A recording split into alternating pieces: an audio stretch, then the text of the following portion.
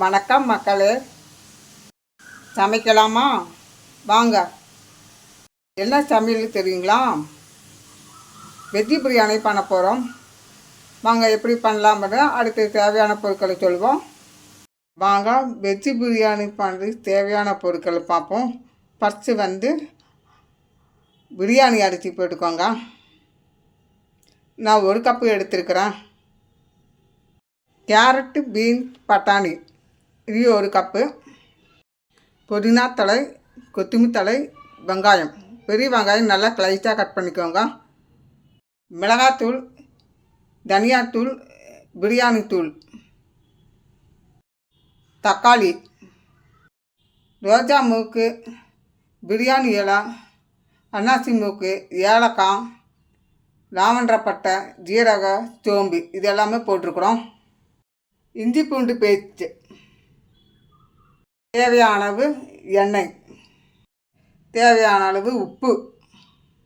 வாங்க நம்ம வெஜ்ஜி பிரியாணி எப்படி செய்வோம் பார்ப்போம். ஃபஸ்ட்டு ஒரு அடுப்பு எடுத்து குக்கரை எடுத்து வச்சுக்கோங்க. ஃபஸ்ட்டு எண்ணெய் ஊற்றிக்கோங்க. எண்ணெய் காஞ்சோன்னா அடுத்து எண்ணெய் போடும் பார்க்கலாம். எண்ணெய் நல்லா காஞ்சிருச்சு. அடுத்தது பிரியாணி பொருட்கள் எல்லாம் எடுத்து ரோஜா பூ, ஏலக்காய், லாவண்டப்பட்டை, பிரியாணி, ஜீரக, சோம்பு எல்லாம் இது போட்டுக்கோங்க.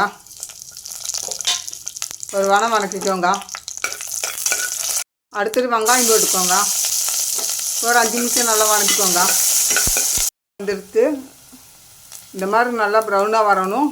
அடுத்து தக்காளி போட்டுக்கோங்க. தக்காளி நல்லா பேஸ்ட் மாதிரியே வரணும். நல்லா வணக்கிக்கோங்க 10 நிமிஷம். பாருங்க நல்லா பேஸ்ட் மாதிரி வளர்ந்துருச்சு. அடுத்தது இஞ்சி பூண்டு பேஸ்ட் போட்டுக்கோங்க.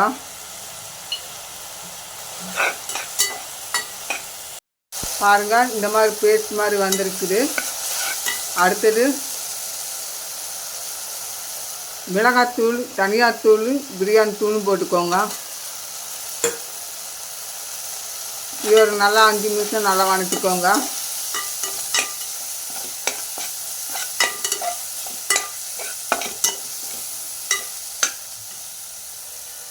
அதுக்கு புதினா போட்டுக்கோங்க. புதினா தழை போட்டுக்கோங்க.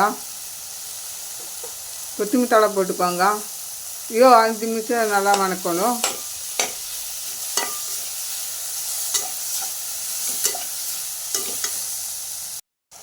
பாருங்கள் எவ்வளோ நல்லா இருக்குது. பேசுமே எல்லாம் நரைச்சிருக்கோம். எல்லாம் மசாலா தூள் போடுங்க. வாசனை ரொம்ப மணக்கிடுங்க. அடுத்தது கேரட்டு, பீன்ஸ், பட்டாணியும் போட்டுக்கோங்க. ஒரு நல்லா 5 நிமிஷம் நல்லா வணக்கிக்கோங்க.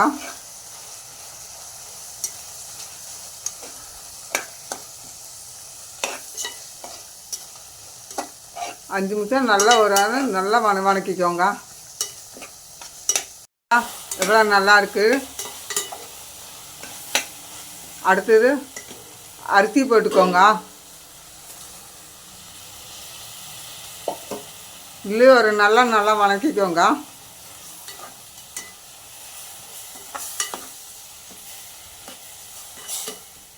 அடுத்தது உப்பு போட்டுக்கோங்க.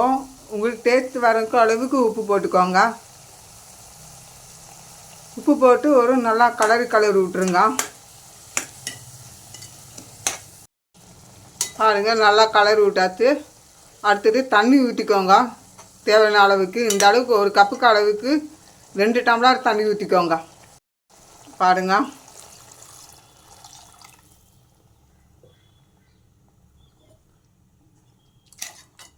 பார்க்குறதுக்கு எவ்வளோ நல்லா இருக்குது.